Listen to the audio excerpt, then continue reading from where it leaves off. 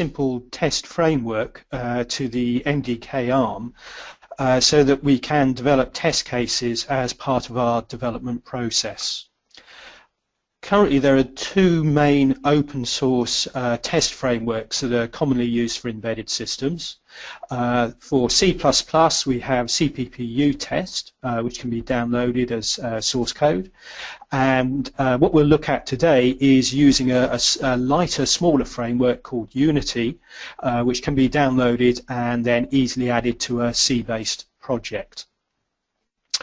Now within MDK-ARM it's possible to add support for devices and also software components through a form of CMSIS pack.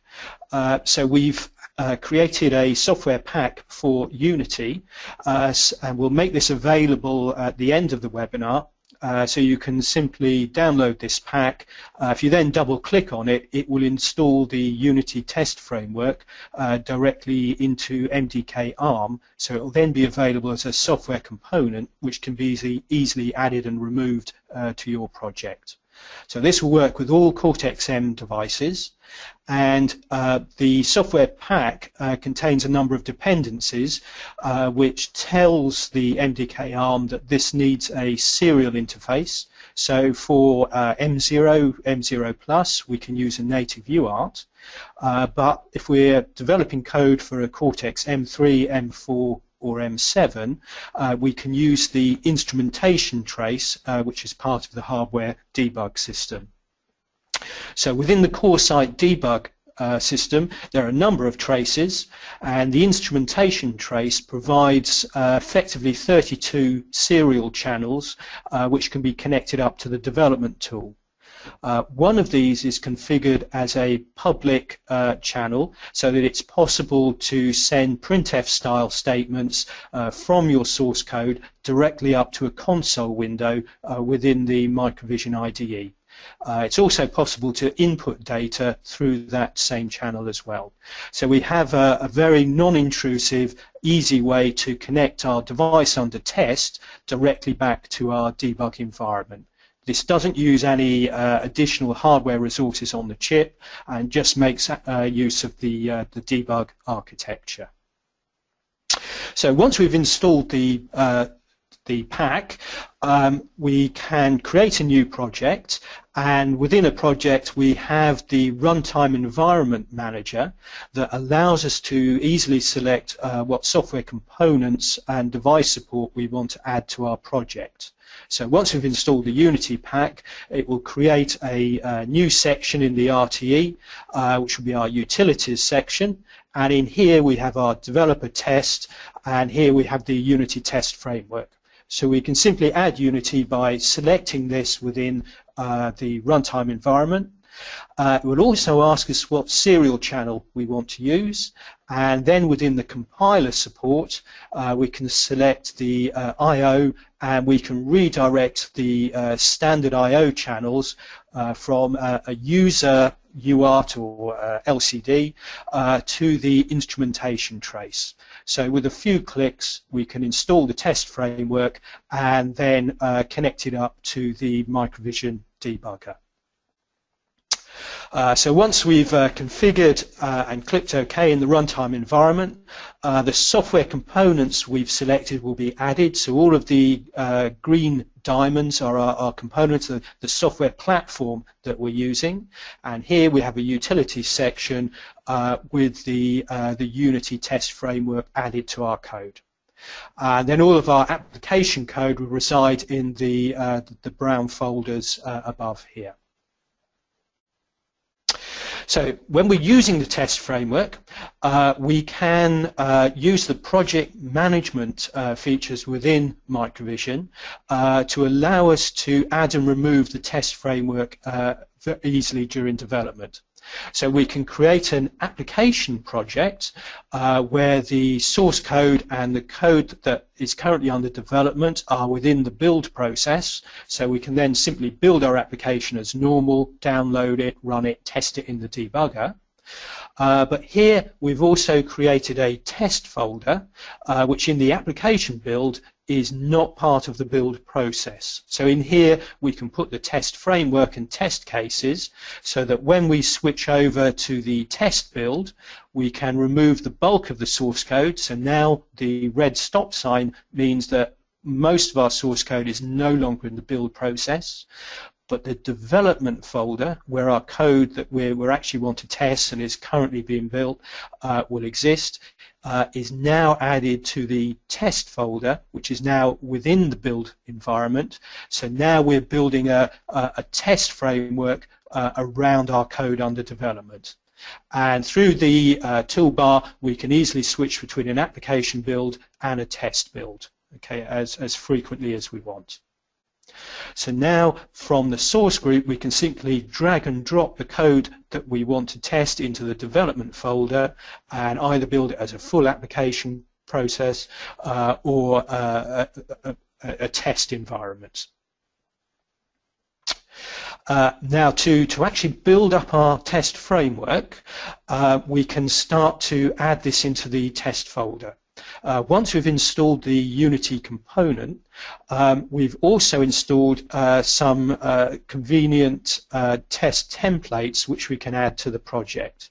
So here, when we add a new file, there's a very useful feature, these user code templates, and these will show us any outline skeleton code that's available for the components that we've installed into this project. So here, when we're adding a new file, we have a template for the test main, which builds up the framework, the actual adds the test framework to our code, and then we can add individual test group files which allow us to build up the test cases. So we can add as many of these test groups as we want and add and remove those from the test framework depending on the code that we want to test. So now in our project, when we switch over to the test framework, we have bulk of our code has been removed from the project. We then have lookup.c, which is the code we want to test. We have test main, which creates our main test framework, and then the test group, which holds all of our individual test cases for this file. So within these files we have main, which calls up the Unity test framework, and this starts off by calling the function run all tests. And in here we can define what test groups we want to run. So these are our groups of test cases, and we can build up a number of these over the course of our project and simply add or remove those by comment or uncommenting them depending on the extent of the code that we want to test. And then each of these test groups triggers a test group runner, which then has a collection of individual test cases which will test the software that we test the function that we want to check. So then within a particular test case, Unity provides a whole range of asserts. So here we have probably the most useful one where we're just testing for equality between two values. So in this case we're providing a constant, and then we're calling the function that we want to test, passing a parameter into it, and then checking that its return value is equal to the constant that we're providing. So we can then rapidly build up a whole set of test cases to go through and test the code that we're developing. Similarly, we can create a set of test cases where we can provide some failing values and check that the correct return value comes back.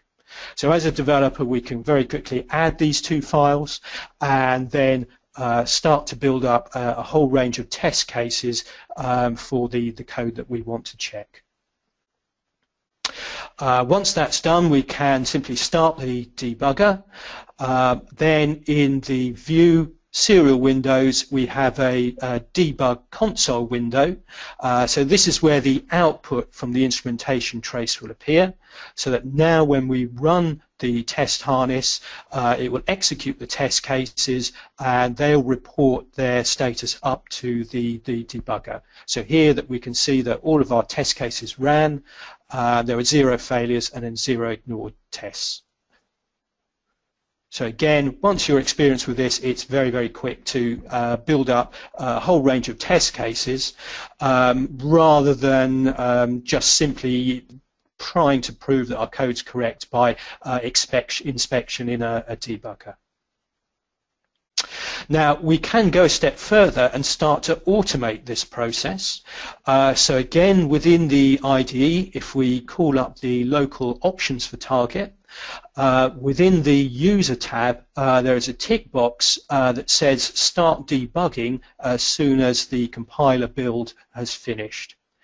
And then in the debugger tab, we can add a simple script file that will clear coverage code, open a log file, run the test cases so that all the results from the test cases will be logged to a text file, and we can extend this further to save things like performance information, code coverage if we want to.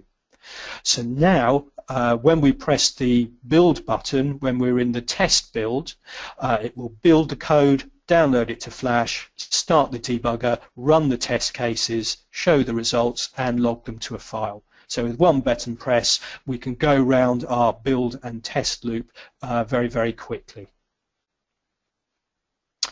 Now, that's fine for testing straightforward C functions, but if we're working with an embedded system, it's likely that our code is more tightly coupled to the underlying peripherals. So generally this will mean having to test things or functions will be influenced by interrupts that are occurring in our code as well. Now, it's possible to test an interrupt function simply as a C function. Within a Cortex-M project, an interrupt service routine is coded the same way as a normal C function. So we could build a test harness that calls that code and runs some useful test code over it, certainly if the interrupt is any level of complexity. However, if we want to test code that's influenced by an interrupt, we need to simulate the effect of that interrupt during testing. So within the ARM compiler, there is a weak directive which we can add to a function prototype, and this means that if we declare another function with the same name, that function will overload the function with the weak declaration. So this means without changing our code, during the testing process, we can declare a test version of, for example, the ADC-IRQ handler, provide a test version of it without having to completely remove the actual ADC interrupt handler. Similarly, for any other functions that are talking to hardware, we can declare these as weak and then provide modified functions during the testing process. So for example here, if we declared ADC handler, which we can use during testing, this will override the weak version, and we can then insert a test value into the AD last variable to simulate a value that's arrived from the ADC. We can also set the ADC done flag, so again this will simulate the interrupt having occurred.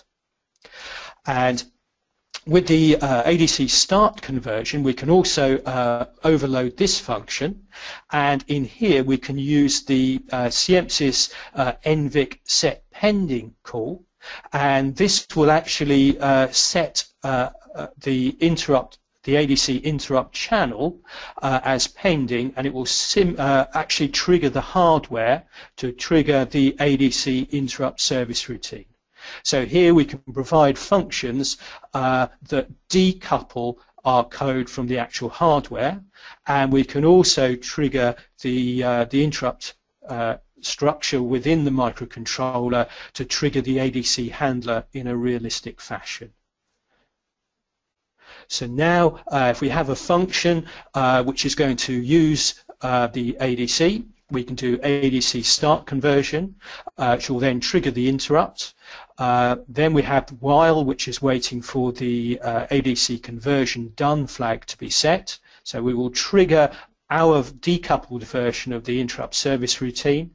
It will then be picked up realistically within the function under test. We can read then the test value, and in this case simply switch on an LED.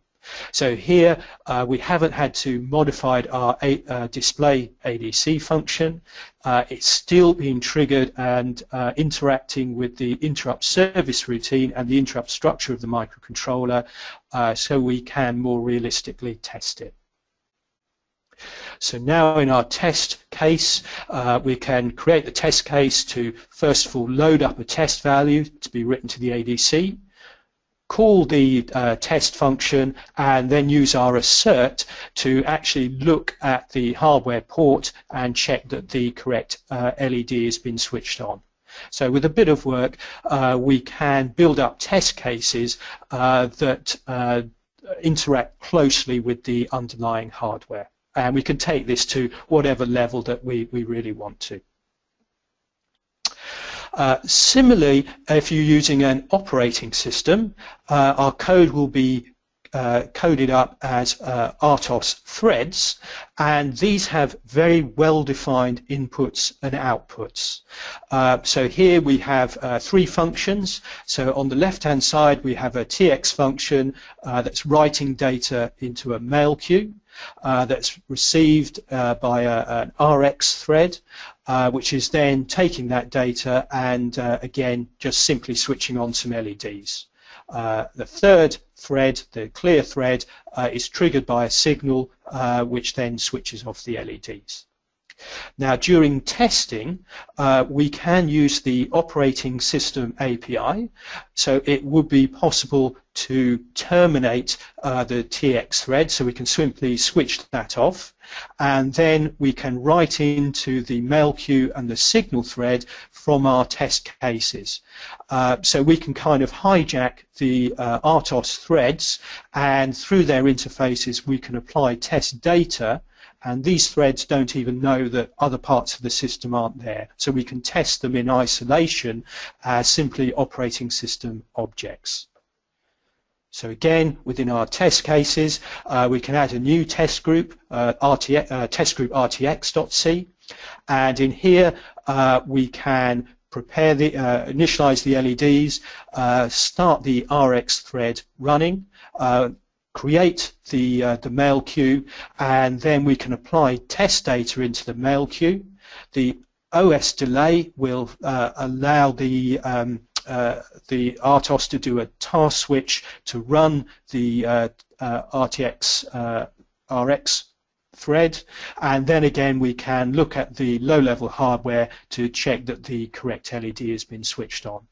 So this is quite a neat way of being able to test whole threads in isolation before we can then link them together. We can gain some confidence these are actually building and working within our application as expected. So we can build these test cases very quickly on the fly, and there is a technique that's used in other areas of computing, less so in embedded systems, called test-driven development. And this really is a different way of writing code that really is fundamentally based on preparing test cases before we actually write the underlying C code, our application C code. So the process is to write the test cases first, run them to prove that they fail, then we can add the application code and rerun the test cases until they pass. Once we've run those test cases, we can refactor the code and then go on and prepare the next set of test cases before we go and write the application code. So this process is initially a bit alien, but once you've started to experiment with it, it becomes a bit more second nature. Overall, it helps you build confidence that your code is working correctly. And as you add more and more code, we can run more and more tests to prove that we haven't broken something else in the software. It also helps with software integration, and a 2005 study found that developers who write more tests tend to be more productive, and code quality increased linearly with the number of tests written. So there, again, this is sort of an experiment, a method of developing code that we've been experimenting with for a little while. And after you've got over that initial hump of developing a discipline of using it, it does start to pay dividends. So in the microcycle of developing test-driven development code, so we first of all write the tests, run them to see them fail. You provide the minimum amount of application code to make those tests pass, and then we run the test code until all of those tests are passed. Once we're happy with that level of code, we can refactor it to make it more expressive, to turn it into production code, and then we can repeat to go around the loop to develop the next part of our application code.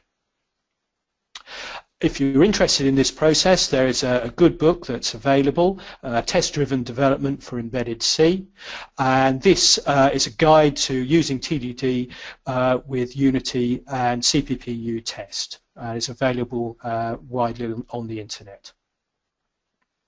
Now, if you are developing a large amount of code, there are a number of professional test tools that are available. One that has been widely supported and used by high-techs is Tessy. So this is an extensive tool that provides a number of ways for defining your test cases, either interactively through Excel. There is a test case generator, or there is also a dedicated utility called the classification tree editor that allows you to systematically design a large range of test cases and then import them directly into the Tessy testing tool. And one of the big advantages of Tessy is that the test harness generation, execution and reporting is fully automated. So we can go very much from a requirements specification to defining the test cases to testing and compliance in a very, very efficient method. So again, if you are doing a large amount of testing, then a professional test tool will save you a lot of time, automate the process, and actually pay for itself over the life cycle of a project. So again, here the classification tree editor allows you a very systematic way to create a large amount of test cases, to define your system, and then export those test cases into the main test tool. And again, here we have the Tessy test tool that will automatically generate your test cases, link to your hardware debugger, and it's very much developed for embedded systems, so again its footprint on the underlying hardware is very small, allowing this to be used with a wide range of small microcontrollers. Once we've run the test cases, all of the documentation is provided for us and automatically generated. If you are using more advanced development processes such as continuous integration, Tessy can also run in a headless mode where it's accessed via a command line, so it integrates well into such a system.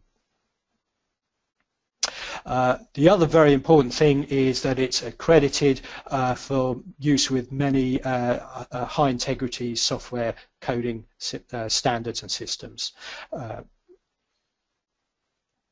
Now, also alongside the Unity test framework, within the utility pack, we've also provided a simple diagnostic test framework as well. So again, this can be added to your project by selecting it in the runtime environment, and it also uses the instrumentation trace to allow you to send error and informational messages at runtime from your application up to the debugger. So this kind of allows you to develop an application trace so you can see how your code is running as the code is executing. So once we've selected it, it will add a diagnostic thread code. So again, our diagnostic system runs as a low priority thread within the operating system. And then we have a diagnostic.h, which we simply add to our application code to allow us to access the diagnostic functions. The diagnostic.h also contains a group of configuration defines to set up and configure the diagnostic framework. So we can set the priority of the thread. Diagnostic messages are sent to it via application mail queues. So again, we can set the size of the mail queue and the amount of memory that we're going to allocate to the thread as well.